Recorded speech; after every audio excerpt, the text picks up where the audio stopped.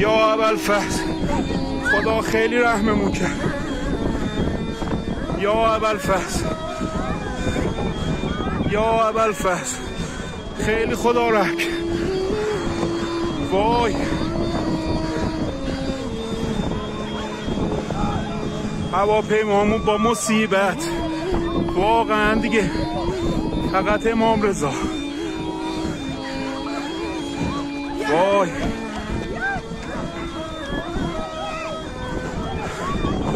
پرواز تاریخ 15/10 هواپیمایی کاسپیان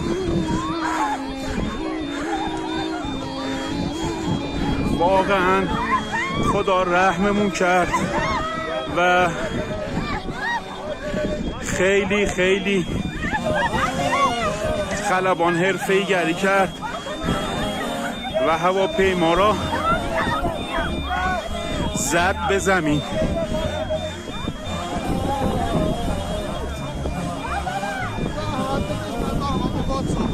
چشم واقعا نصف جون شدن مردم.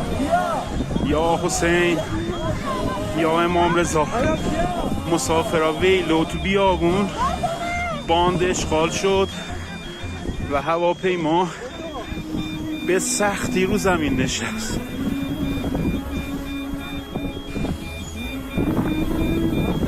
تمام الارمای هواپیما روشن شد و فقط حضرت زهرا عنایتی کرد به ما. یا حسین